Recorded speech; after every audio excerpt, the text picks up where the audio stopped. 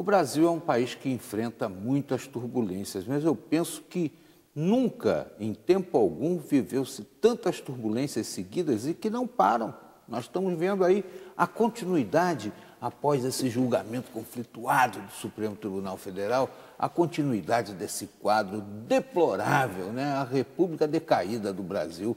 Mas a coisa não começou aí e, por isso, nós trouxemos hoje o Diego Almeida, que é mestre em História Social, é da Unisal, promissora e alentada Universidade Salesiana aqui no Vale do Paraíba, e vai comentar com a gente essa história, né? Porque tudo começou com a chegada dos portugueses ao Brasil e logo depois a colonização, enquanto Dom João VI engolia frangos, a mãe dele, Dona Maria Louca, gritava da janela, que hoje é da Faculdade Cândido Mendes, né? E a mulher do Dom João traía o regente com um cidadão que ganhou de presente o primeiro Banco do Brasil.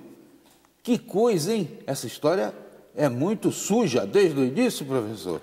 Sim, nós temos uma história complicada de um Brasil que nunca se colocou, de fato. Um povo brasileiro que aceitou, não diga de forma pacífica, mas em berço esplêndido, tudo que foi definido. Vivia-se, né, um período em que as pessoas, para angariarem títulos de nobreza, davam seus imóveis para o Dom João, aí botava lá a placa do príncipe regente na porta e virava baronesa de Mataporcos. Que coisa fabulosa. Sim, e o Brasil começa a crescer nessa intenção de títulos, de uso, se explora o Brasil, retira do Brasil, manda para algum paraíso, hoje fiscal, para que mais tarde possa, então, usar esses frutos colhidos do território nacional. Mais adiante, Dom Pedro II, que a gente tem uma profunda admiração por ser uma pessoa progressista, pegou o dinheiro da seca do Nordeste e deu o baile da ilha fiscal para poder se livrar da esquadra chilena que estava aqui no Rio de Janeiro, para invadir o Rio de Janeiro. E nada foi possível. Inclusive, neste dia, o monarca Dom Pedro II tropeça, mas diz, caiu o monarca, mas não a monarquia, que não vai durar pouco por muito depois. tempo. Mas e o Temer? Vai durar, professor? Da última vez que o senhor esteve aqui, disse que achava que ele não ia muito longe. Mas ele está aí, né? Sobrevivendo, suplantou lá o Supremo, um 4-3 que, para mim, teve um sabor mais triste do que o 7-1. Sem dúvida. Eu para acho todos que nós, brasileiros, e o povo brasileiro sai machucado dessa vez. Então, assim, o único problema na questão do Temer, eu ainda acredito que ele não vá tão longe.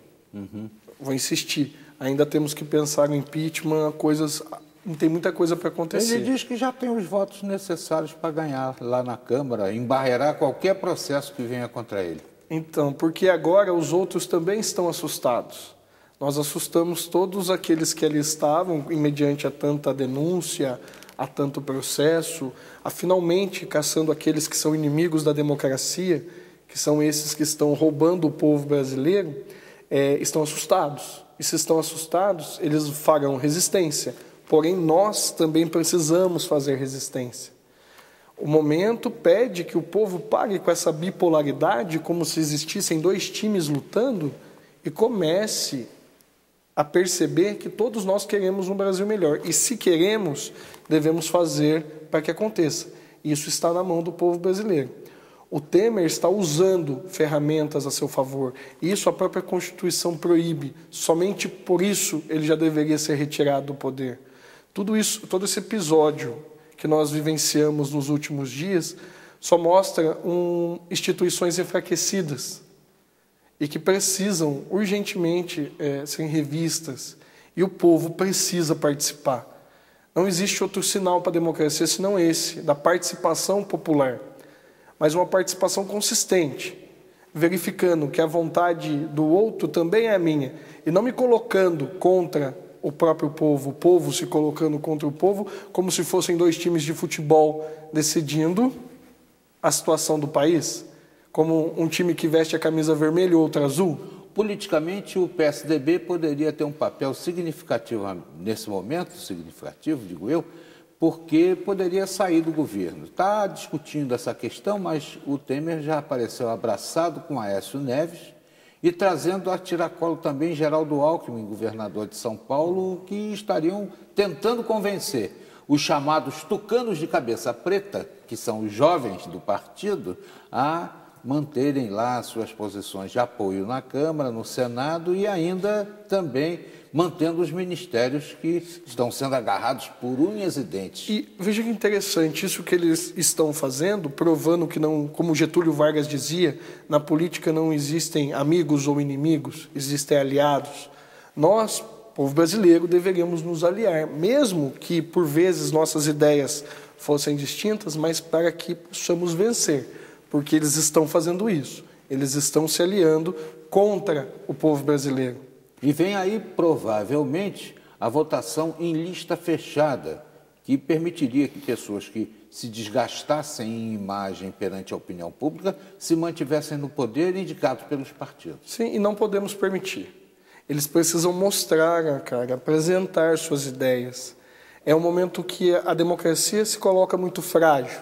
E por estar frágil, exatamente porque não respeitam a Constituição, porque a população acaba tornando-se analfabeta política.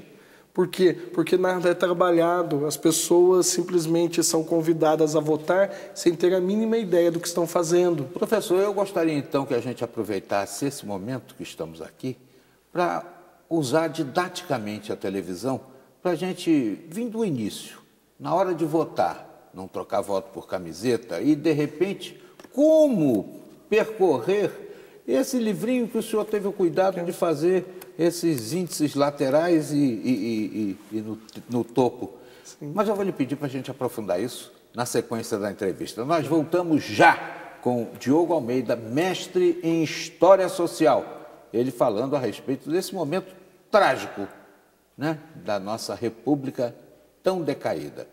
Já, já.